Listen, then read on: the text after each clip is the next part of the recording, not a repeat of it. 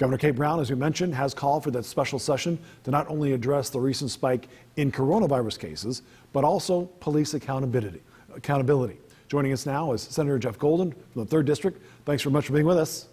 Hello, Brian. Good to see you. So when you hear those numbers of confirmed cases, what are your thoughts and what do you expect to happen tomorrow?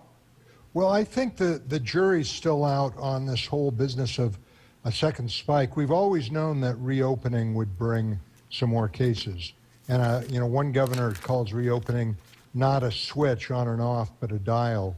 And I think what's happened so far, the rapidity with which the line seems to be going up, has us pausing and dialing back a little bit. And, what has been so hard is the real gaps in knowledge about this virus and how it behaves. And we're kind of learning on the fly, and it's not very comfortable. So as you go into that special session tomorrow, given those gaps in knowledge, what do you expect to happen? Actually, Brian, it's a week from tomorrow. It's June 24th. We'll be back in special session. And we're looking at 3 buckets of items, 25 bills altogether, which is huge for a special session. Often they're called for 2 or 3 or 4 bills. The first, as you mentioned, is, well, one set is police accountability. And that has, I can go into that if you'd like. The biggest package is COVID emergency. And it has to do not so much with the public health, but rather the impacts of it on businesses, on renters, on landlords, all kinds of things, some broadband measures. It's pretty intricate.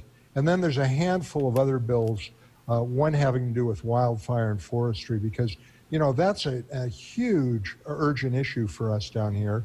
We're all knocking on wood that this summer is more like last summer than 2 years ago, but it kind of fell off the plate entirely when COVID hit, and we're having to stitch together something there. Those are the 3 buckets. So of those buckets, what do you think will be coming out of the session, and what will folks in Southern Oregon see, do you think? Well, we'll be seeing, and this really applies a bit more to the metro area, probably a ban on certain police practices, chokeholds, tear gas, that kind of thing. Some information systems so that a cop who abuses someone doesn't get rehired, those kinds of things, a bunch there. But also some, as I mentioned, we have some broadband, we have some provisions for small rural schools, and a number of things, and some that sort of are niche but are important to certain populations. And then we'll have, we're revisiting the forestry memorandum of understanding, which is really connected to the wildfire. It's a basket of different things that is going to be broader than I think any special session in memory.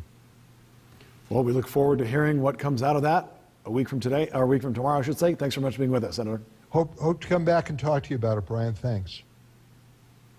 We'll tune in tonight at 6 to hear from Senator Herman Bertschiger. He'll discuss more behind this session and what needs to be done, he believes, to tackle racial inequality and coronavirus. Again, that's coming up tonight.